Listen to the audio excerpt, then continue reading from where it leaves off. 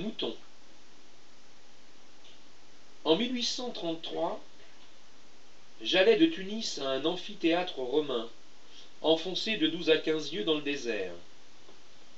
Je fis marcher avec 4 Arabes pour qu'ils me conduisent à Djemdjem. C'est le nom de cette ruine. Les Arabes s'étaient chargés de me fournir ma monture, c'est-à-dire un chameau, et de se nourrir eux-mêmes. J'avais emporté dans une espèce de valise en fer blanc un morceau de viande rôtie, des dattes, du vin, de l'eau et de l'eau de vie. Arrivés à la première halte où nous devions coucher, nous nous installâmes pour dîner, et, à mon grand étonnement, je vis mes Arabes dîner avec quelques dattes et une banane. J'eus honte de faire, relativement à eux, un si somptueux dîner quand ils avaient mangé à peine. Je leur donnai les 3/4 de mon pain, toute ma viande rôtie, la moitié de mon fruit, et je ne gardai que mon vin et mon eau.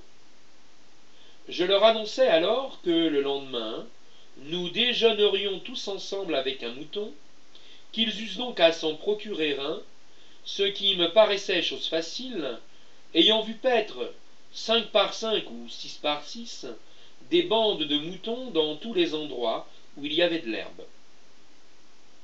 On se tromperait en croyant que le désert commence au rivage de la mer. Ce n'est que 12 ou 15 lieues plus loin que l'on trouve la solitude, la famine et la soif.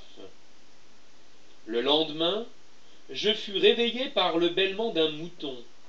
Un de mes hommes s'était détaché pendant la nuit et, moyennant 5 francs, avait fait l'acquisition d'un bel agneau d'une 50aine de livres. 2 heures après, nous étions à Djemdjem, où il était convenu que l'on déjeunerait. J'avais beaucoup entendu parler de la façon de préparer le mouton au désert. Je ne voulus donc rien perdre de ces préparatifs. Comme il ne devait être cuit que 2 heures après, qu'il ne fallait pas plus de 2 heures pour visiter l'amphithéâtre, j'assistais à tous les détails de la cuisson. Les Arabes commencèrent par égorger l'agneau avec tous les détails religieux recommandés par le Coran, puis ils lui ouvrirent le ventre, jetèrent les intestins, conservèrent le cœur, le foie et le poumon, puis ils fouillèrent dans le sac aux provisions, lui remplirent le ventre avec des dattes, des figues, du raisin sec, du miel, du sel et du poivre. Après quoi, le ventre fut recousu avec le plus grand soin. Pendant ce temps, les 2 Arabes qui n'étaient pas occupés après l'agneau creusaient avec leurs sabres une fosse de 2 pieds de profondeur, l'emplissaient de bois sec, auquel ils mettaient le feu, après avoir préparé une autre brassée de bois sec, près de celui qui se réduisait en braise. Puis, ils couchèrent sur ce lit de charbon ardent, le mouton avec sa peau, le recouvrant de la brassée de bois qu'ils avaient préparée d'avance, et qui prit feu aussitôt. Lorsque cette brassée de bois fut brûlée, le mouton se trouva enterré comme une châtaigne sous les cendres.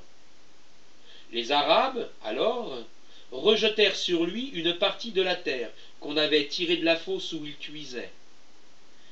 Puis, ils me dirent d'aller voir l'amphithéâtre tout à mon aise, et que, dans 1 heure et demie, le mouton serait cuit. Au bout d'1 heure et demie, je revins car j'avais grand faim, et surtout, grande envie de goûter à la cuisine de mes guides.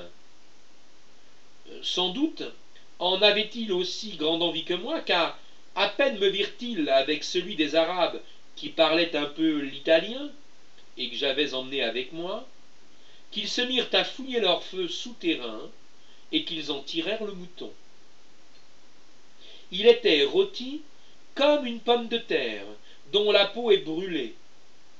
En le grattant avec un poignard, sa peau prit la belle couleur dorée d'un rôti rissolé dont la cuisson est arrivée à son point. La laine brûlée disparaissait tout à fait, et l'on devinait derrière cette peau, dont pas une gerçure n'avait laissé échapper la graisse, une chair succulente et pleine de sapidité. Je ne savais comment dépecer ce mouton, et je fis signe au chef de notre escorte de l'attaquer le premier. Celui-ci ne se fit pas prier. Il réunit le pouce et l'index, et, de même qu'un vautour eût donné un coup de bec, il lança sa main en avant, il pinça et arracha un ruban de chair.